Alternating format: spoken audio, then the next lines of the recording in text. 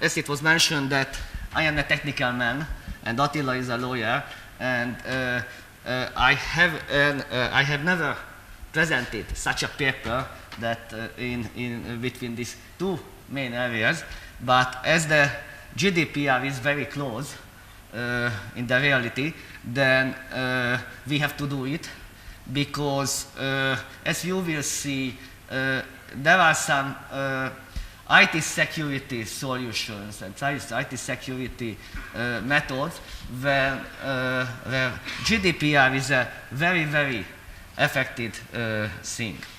So, first of all, a little contents. So there will be three parts of this presentation. First of all, I would like to explain the security system, what our solution would like to do, and why it is affected by the GDPR. Second, Attila will continue it, and he will summarize that what are the things which is affected by the GDPR in the system and the solution. And last, I would like to continue that the conclusions and the possible tasks we have to do before 25th of May. So, first of all, I would like to start with an example, and this article is about 2 years ago, and it was about that it was a lucky man because he bought an Apple Watch, and this Apple Watch saved his life because he bought the Apple Watch 2 weeks before he had a heart attack. And before the heart attack, he went to the hospital, and the doctor said that if it wouldn't be happen, that he could die. So, it means that there is a sensor on his hand, and this sensor can provide some metrics related to his human body. And using these metrics, he could decide that he had to go to the hospital. So our solution is very, very similar to this, as we would like to provide some metrics to an organization IT network, and which is related to the IT security state of the organization. So I think everybody knows the CIA model, the confidentiality, the integrity, and the availability, but I would like to extend a little bit this model with three main corners of the possible parts that are related to the enterprise well-being. And these are the malicious activity. The malicious activity is related to the threats already exist in the world, and it doesn't need that this malicious activity has to reach the particular organization. The other two corners, the protected IT and the IT user behavior, they are related to the particular organization. It means that the protected IT includes the IT systems, the hardware, software infrastructure, and so on. And of course, if there are IT infrastructure, they are used by humans, and the human has user behaviors, and they can reflect the enterprise well-being as well. So if we would like to provide any metric related to the enterprise well-being, then we have to measure the malicious activity, the protected IT, and the user behavior as well, and we would like to combine these things together. On the other hand, in the security model, from both of the, from all of the three corners, there are some kind of protection possibilities. From the malicious activity, we have some preventing. We are using a lot of antiviruses, firewalls, and security solution protections as well. From the protected IT, we are continuously patching the systems, upgrade the operating system, antiviruses, and so on. And from the user's corner, there are policies, and of course, we are teaching the users from the best user behavior. The next slide summarizes the overall cybersecurity rings around the enterprise well-being from the out to the inside. There are vulnerabilities and there are security incidents reality things. The first three parts are the vulnerability assessment, the detection, and the remediation. And the other three are the security incident preparedness, detection, and the response as well. And if we would like to provide some metric relative to the enterprise well-being, then it is somewhere here. It is definitely not in the security incident part. It is something like the vulnerability assessment, but it includes the vulnerability detection, and of course, using the metrics, there would be some kind of remediation and suggestion for the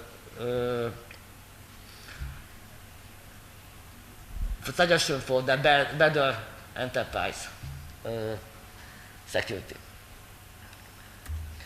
So there are three contributing sources: the malicious activity, the protected IT, and the user behavior as well.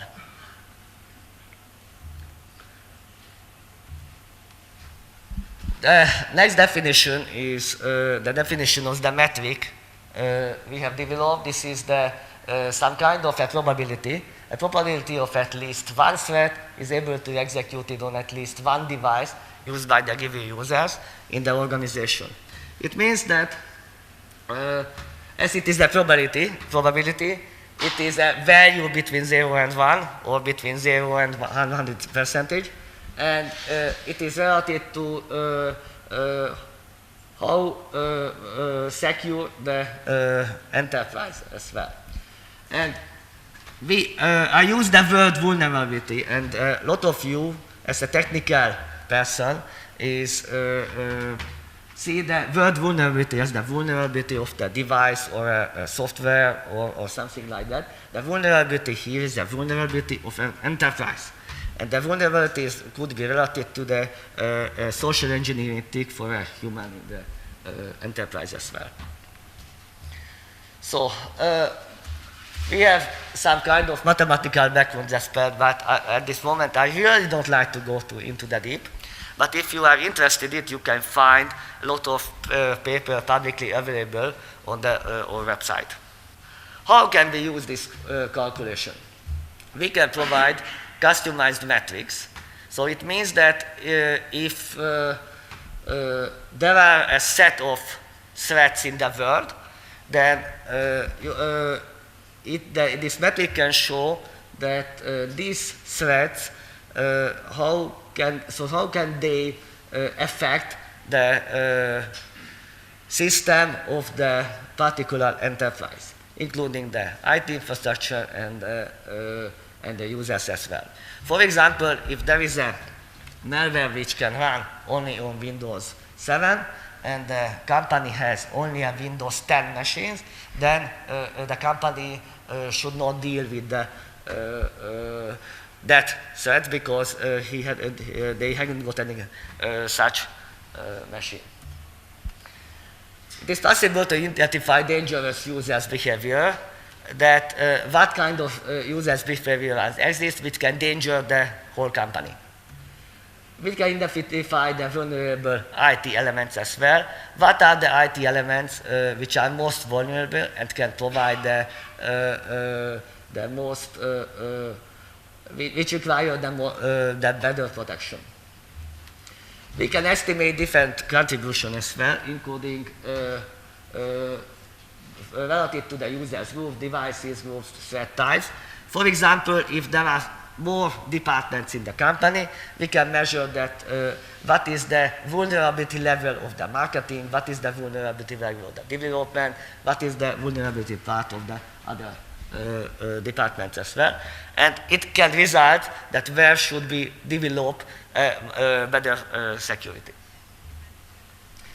And last but not least, there would be what-if estimations as well.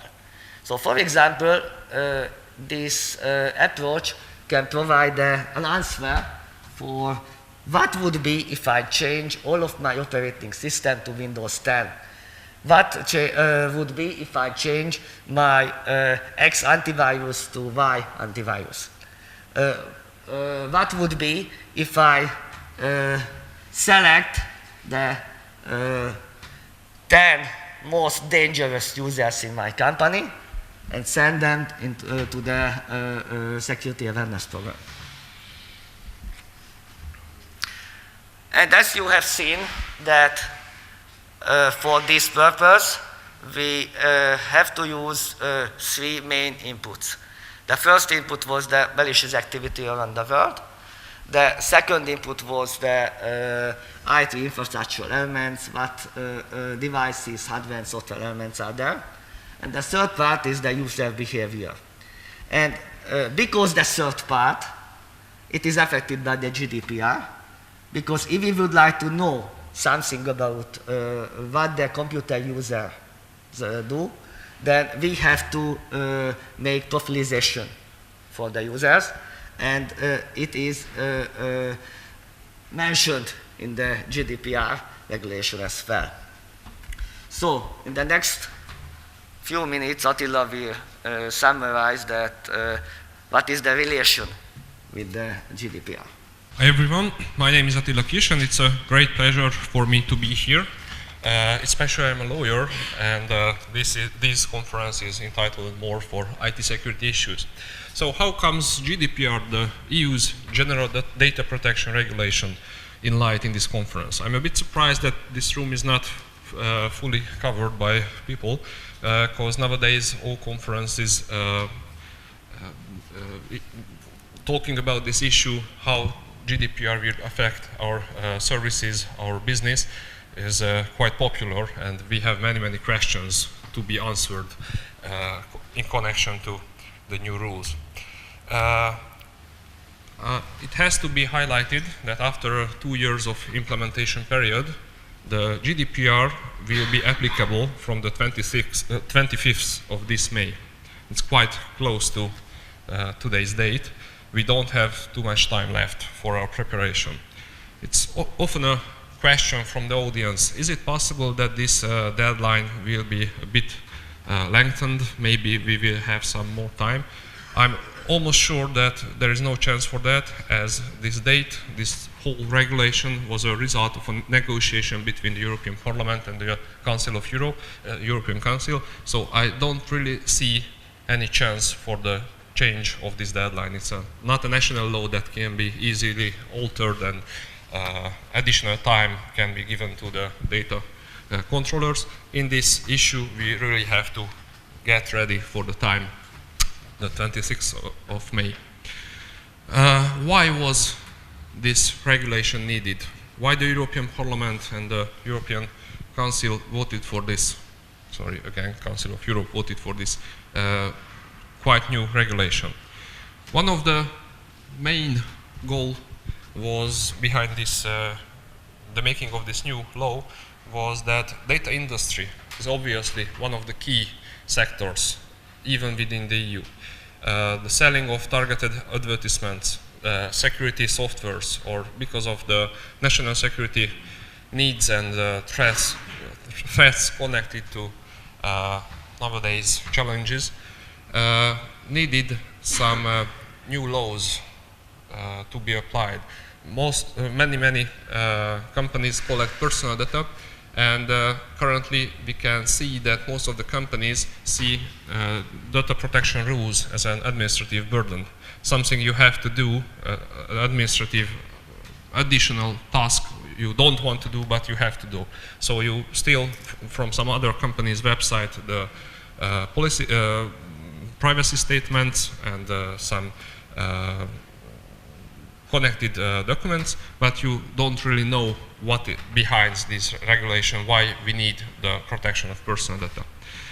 On the other hand, we can see development of privacy invasive tools. More and more softwares are collecting personal data, and we can experience public distrust in these emerging technologies. People are afraid of the new surveillance society. The big brother is coming closer and closer nowadays. So, what GDPR tries to do in this issue? I have an example with the ketchup effect. If you buy a bottle of ketchup and you eat it, you most probably won't die, you won't be intoxicated. Why? Is it so that I turn the bottle, read all the ingredients, all the contents, I translate what E356 means in the background of that bottle, and I understand if I eat it what happens to me? I don't think so. It's safe to eat a ketchup because there are strict consumer protection regulation behind it. There is an authority that regularly checks it, that has the power to impose high fines if everything is against the regulation, against the rules.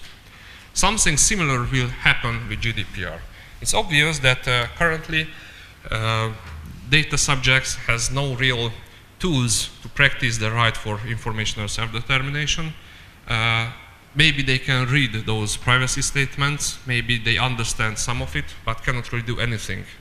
If I read the policies of Google, Facebook, or other big companies, I have no chance to claim that I need more rights, I would like to change something in it. I have absolutely no, I'm not in power to change anything.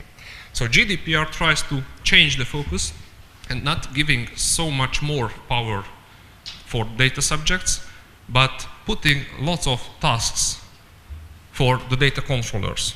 And if you would like to sum up these new tasks, these new rules, we end up with the expression accountability. This is the key element of GDPR, although it's only mentioned 2 times within the text of the regulation. What does it mean? It means that all data controllers must be in line with the regulation, not only with GDPR, but even with the national and other EU laws governing the field. For example, sending marketing emails or electronic other services or IT communication services. So you have to be in line with the GDPR, other national laws, and you have to be able to demonstrate that you are in compliance with all the rules. So it's a little bit like ISO standards. You have to be ready and you have to be able to show that you are ready for the rules.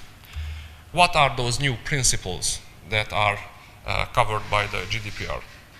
It still contains some of the principles of the previous laws that were enacted in national laws all over in Europe. For example, lawfulness, fairness processing of personal data, and fully transparency data processing. So it's against the law to process the personal data if it's not clear the data subject has no information what happens to their personal data. So it's a key element that data subjects must have some information what will happen in connection with that data processing activity. Data minimization is clearly mentioned as a principle in GDPR. It means that you can only collect those data that are relevant, accurate, and limited to what is necessary for the purpose, for the legitimate interest of a data controller. So it's in line with the original goal, the legitimate interest why we started that data processing activity. Just an example, if you would like to sell some goods in an online web store, there is no point in asking for the grades of the secondary school of your kid to be provided to download a service or to buy a good. But it's quite typical nowadays that more and more information has to be provided, even though just to buy some goods online or to enter in a contract to have some services. You have to fill in all the personal information fields in order to get your services. But there is no clear goal why those data is needed. So you have to check whether your processing is in line with the principle of data minimization, so all the data can be proved that needed for your activities, for your legitimate goals, that was transparent for all the data subjects, all of your users. So they know what will happen to the data and why their data is needed for that goal. Also, there is the principle of purpose limitation. It means that if that data was collected in connection with the purchase of a good in an online store, that later those data shall not be sold to another company selling you marketing emails. Or it cannot be used for the purpose of organizing a conference and sending marketing emails on that issue. So you have to clearly set what was the original purpose, why the data was collected, and you can use that data only in connection to that original goal. Just talking about security products, IT security products, if your goal is to maintain the security of your system, it was written in the privacy policy of that company. Users were informed that these systems are used in order to keep the security of the system.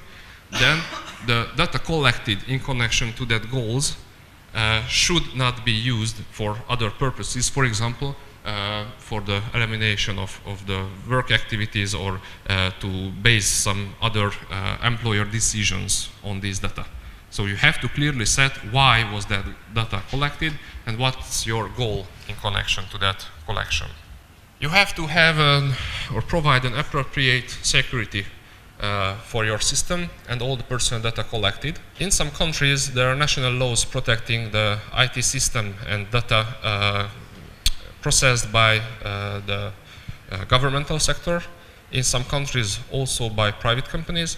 But in most of the cases for companies, there are only the standards like ISO 27001. If I would like to be in line with the standard, then I will try to protect somehow my system and my data. But because of GDPR, all private companies and most of the government or state institutions and authorities has to carefully protect the personal data that they are controlling, what they have, what they are trying to process.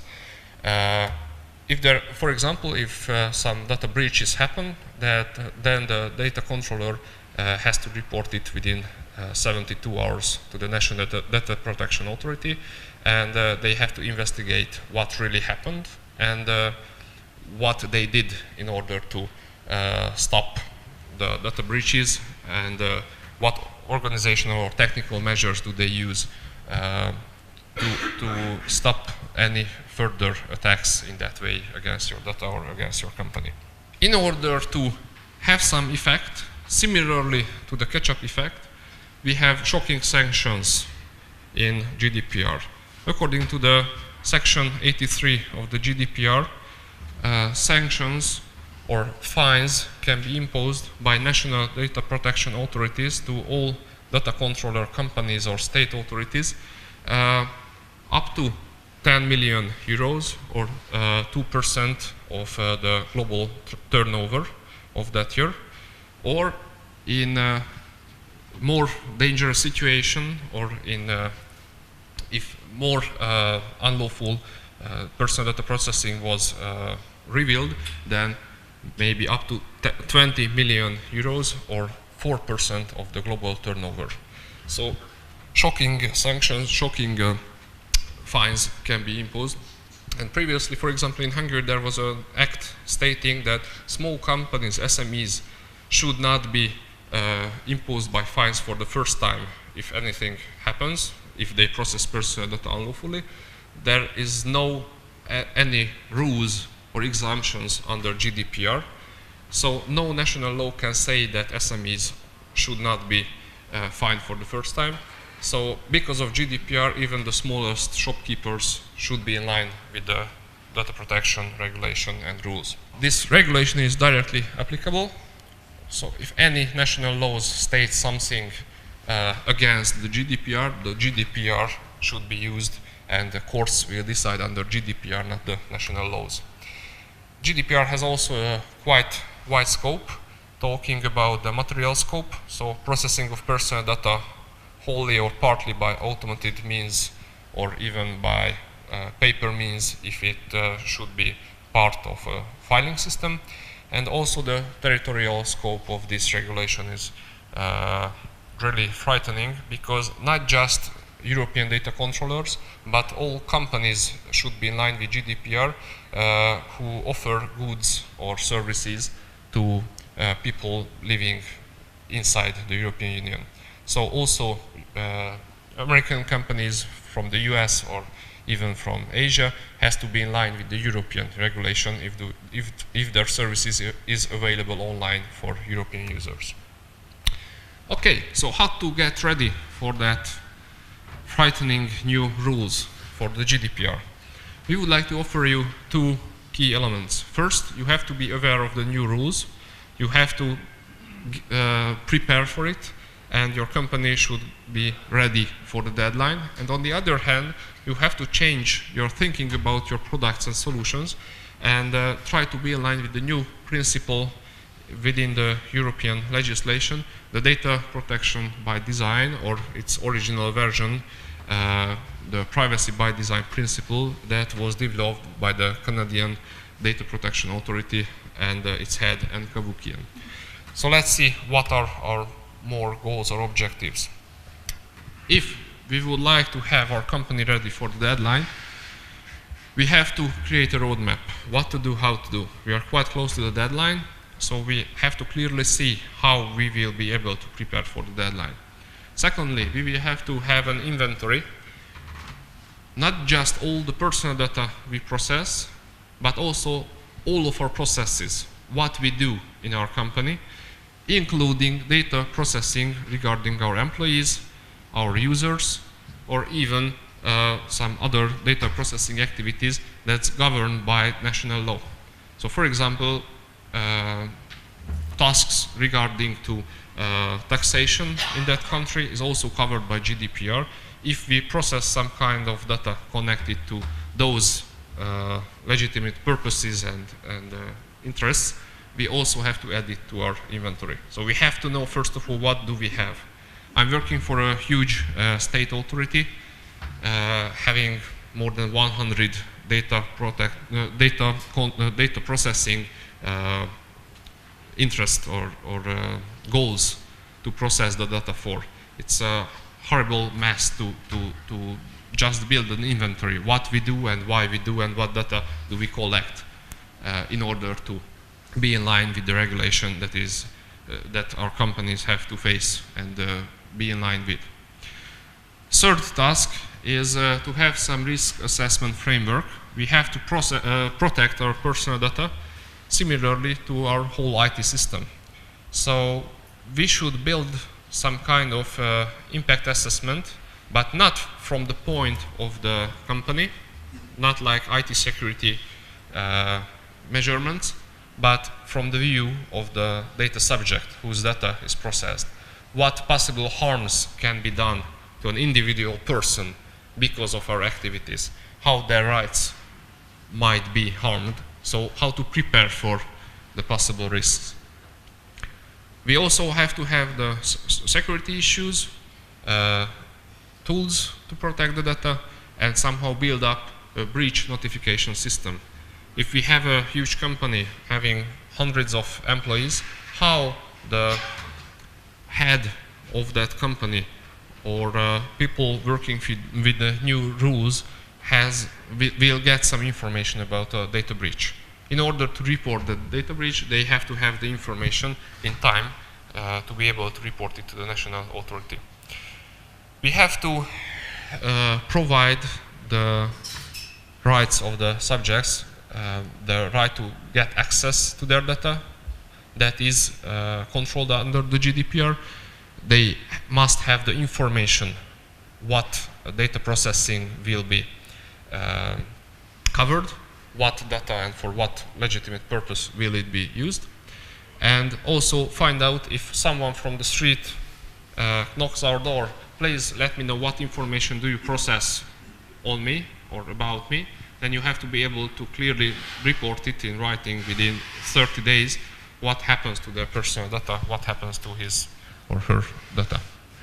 We have to have a data protection officer appointed in many cases, especially for public authorities and for companies that collect large amount of personal data or sensitive personal data.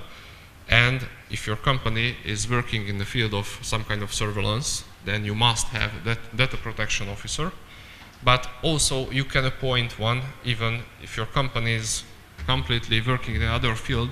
It's always a good thing to have someone that is responsible for the new rules of GDPR, how to be in line with them. You have to have all the required policies and to organize some trainings, maybe connected to the IT security trainings of your company. What are the new rules of GDPR? Finally, you have to check all the third party and your customer contracts. If it's clearly written what will happen to the data, who will get access to it, who will get personal data from your company. You also have to make a data protection impact assessment. It's quite a, sorry for the expression, pain in the ass, because you have to have lots of documentation in connection to all your legitimate goals of personal data processing. You have to describe what happens to the data.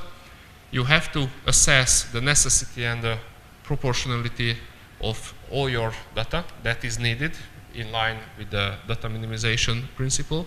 You have to have the correct measures to demonstrate the compliance of your company, and you have to assess the risks to the rights and freedoms of individuals. The 29 article working party of the EU, the Data Protection Working Party, has developed this process, how to do so, but it's still not obvious, not absolutely clear how to do that. National data protection authorities are trying to give some hints for the companies and data controllers how to do a data protection impact assessment, but it's quite rare to have one nowadays for companies.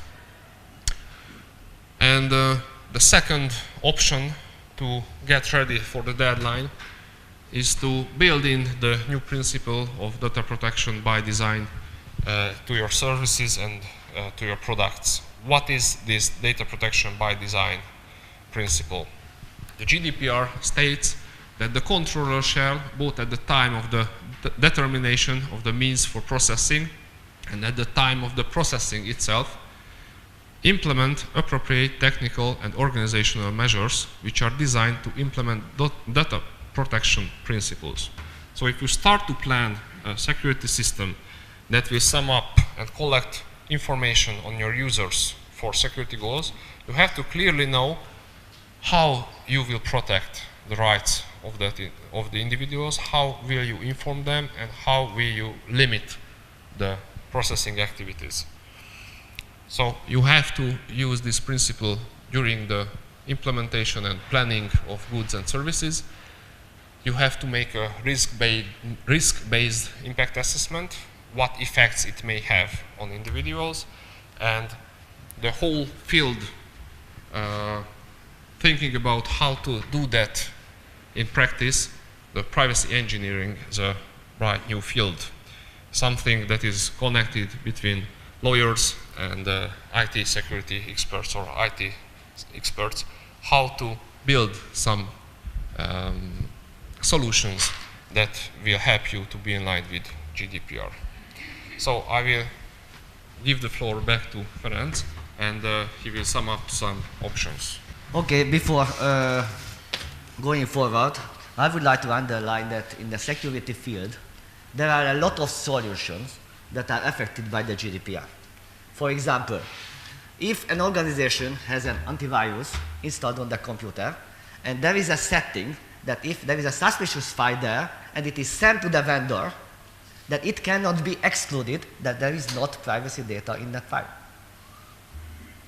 And it should be handled by the GDPR.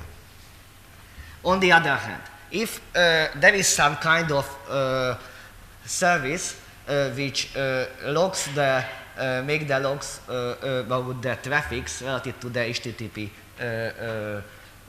then if it can be connected to the user, then it is privacy data as well, because it is related to the user behavior. And all of them should be handled by the GDPR. So what I have started in this presentation, our solution is only one example of it. And now I would like to explain what can we do as we are in a startup phase and at the end of the development. Then we can include the GDPR things into the development as well. So we can do a lot of things now. So first of all, we have to perform a lot of paperwork required by the GDPR, as Attila mentioned. And on the other hand, if we would have any user, then he has to do a lot of paperwork as well, but we would like to help in a lot of things. For example, we can create a document library, document samples, for the users as well. So it means that they can use only the prepared documents or the prepared document parts for the company. The second thing is related to the data protection by design. How can we design into the solution? First of all, we can decrease the amount of the personal data, of course, without eliminating the purpose of the whole solution. We can limit the time of the stored data as well. And the third thing is we can provide possibility to check personal data for the stakeholders as well. So if there is a user in the company and he or she would like to see what are the personal data that this system collected, then we can help in the system to provide this information to the user, and only to that user. And now, at last, there is an example related to the privacy by design. So one of the most important elements to measuring the user behavior is to identify what the user does with an attachment in the email. So a lot of malicious code spreads on the internet. If you receive an email, there is an attachment, the user clicks on the attachment, then it affects your computer. So if we would like to measure the user behavior related to this thing, then we have to collect information. And we have to collect information about the email traffic, and we have to collect the information about the executed programs, open documents as well. So there are two information sources, the email attachment from the traffic, and the executed programs, open files from the systems. And this information can be not at the same time. For example, the user can receive the email at a time, and about 2 weeks later, he can open the attachment as well. It is the possibility on the other hand. So, but for this purpose, we don't need the email itself, the attachment itself. We need only the hash of this email. And if we see that he received an email with an attachment with the hash value of this, and the same hash value is indicates that another program or document is opened a later time on a computer, then it means that the user received the email and opened the document or executed the program. And for this purpose, we don't need to store the whole email. So we have to collect a lot of such solutions for reducing the personal data. And if we can do it, we could be better relative to the GDPR. And on the other hand, there would be personal data as well, and the other parts would be that I mentioned is a lot of paperwork and a lot of analysis of and a lot of things as well.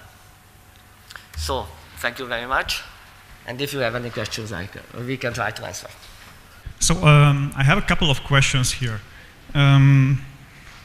What if I develop a software that handles data, but I sell this software to a customer, and that software collects some kind of data, but that never leaves the premise of the customer. So for example, I create a software for some medical purposes, and all the data, all the patient data and whatsoever is collected by the software will never ever leave the hospital network.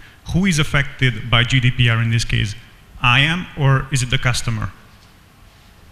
Thank you for the question. It's quite an interesting one. If you develop a software and sell it, you might make data protection impact assessment as an additional good to sell together with your software to the consumer, to that medical institute. That medical institute will be the data controller who will operate that system, that data collecting system or activity. So they will have to be in line with GDPR because they are processing personal data, and in this case sensitive personal data because of the healthcare issues. So you can help that company by making some kind of privacy impact assessment or data protection impact assessment. Because that institute will process personal data, they have to be sure that those data will never leave the premises of that company, what you mentioned. How to be sure about that? They have to somehow assess their system that it's safe. You have to be sure about your processes. What happens to an average data within your system? Where is it transmitted? Where is it stored? Who gets access to that? Who has the rights, the user rights to access those data? So you have to fully make an impact assessment of the whole system within that company. So it should be limited who will get access to all the data. There was the example when Michael Schumacher had his accident that a normal receptionist had access to medical files and he sold some medical data. So you have to be sure you have security measures and you use like limitation who get access to that system. So what you suggest here is to have a privacy impact assessment for the software and to have some kind of security assessment for that specific deployment in that specific customer's premise where it's used. For you, it's not an obligation to make the assessment, but maybe it can help you to sell that product. And who will use that product will clearly have to have something that they know what they do, why they do, what they collect by using that software. So they cannot say, I'm collecting those data because that was a function of that software. They have to know why they are using that software or that function. Okay, another question that I have is as far as I remember, there are some quite vague definitions in the text of the GDPR for appropriate security measures that you have to apply in your software. Am I right, or are there any more specific suggestions what appropriate means here? Currently, we have a directive in Europe on the processing of personal data, and the directive was made in 1995, and still we can use it because they are using broad definitions. The GDPR would like to stay with us for maybe the next decade, so they didn't want to put exact wording what tools you have to use because the system might develop a lot, the world will change a lot. In 1995 we didn't really have biometric data processing systems or user-generated profiles or anything else. So they don't give you the exact tools and measures what to do, but under section 32 of GDPR you can find some ways how to protect your system. For example, they mention pseudo-anonymization as a tool. They tell you that you have to have some secondary stores where you have the files and you can recover them. And they suggest to have some data minimization, so as much anonymization as possible. So maybe use some hash methods to limit the number of person data you actually process. Yeah, that's okay. My last question is kind of connected to this one. Let's say that I'm gonna implement these kind of security safeguards in my upcoming softwares. What about the legacy softwares that are already on the market? Are those going to be analyzed some way, or has to be analyzed some way, or is there any obligation for those? Great question. It will be the responsibility of the data controller of that company that use those softwares to be in line with the regulation. When we are talking about the Hungarian National Data Protection Authority, they have now something like 70 employees, and from the 25th of May they will have 110 people working for them. So we should not expect that on the 26th the data protection authorities will rush on the market and will catch all the companies that are using profiling softwares or big data tools.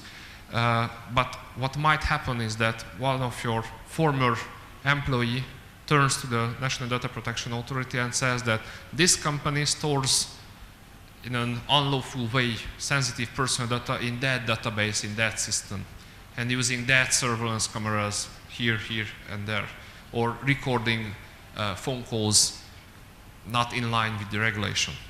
And in that case, if the authority launches an investigation, at the end you might face with charges. Mm-hmm. Okay, thank you very much for the answers. I have two questions. First of all, I'm not sure what the requirement. The data subjects are not the citizen, but those individuals in EU. So if I am traveling in EU, but I am not a resident in EU, and I use a service in EU, then will I get any right to benefit from this regulation? If so, how the company will know and ensure that I was in EU at that time if I am using an online service, or if, I'm just trying to understand how this will be captured. And the second one is, what about the unstructured data? Because the company is using systems, applications where it is more easy to identify which personal data is there, but in the emails, in the message body or in the files, the employees of the company may store the personal data of the company or the external clients in any format. Great questions. Maybe I should start with the second one about the material scope of GDPR. It says that if personal data is processed by automatic means, then it falls under GDPR, and even if it's paper-based, but the result, the personal data, will be stored in some kind of filing system. So there will be some system how data will be stored, then again it will fall under GDPR. So somehow you should know what data might be in that system, and when we are talking about an email system, we should say that there might be even medical data or data concerning political opinion or sexual life. So you cannot really know what might be on that email. So when we are talking about the right of the employer to check the emails, the content of the emails, then it's quite limited. First of all, you should just check metadata. You should use some block options like blacklists. What kind of files should not be transferred via your system? Somehow you should use metadata of your files, what might not be attached to an email, for example. So you have to use other tools to limit the transfer of data from outside from your company. But you have to be in line with GDPR even when talking about an email solution.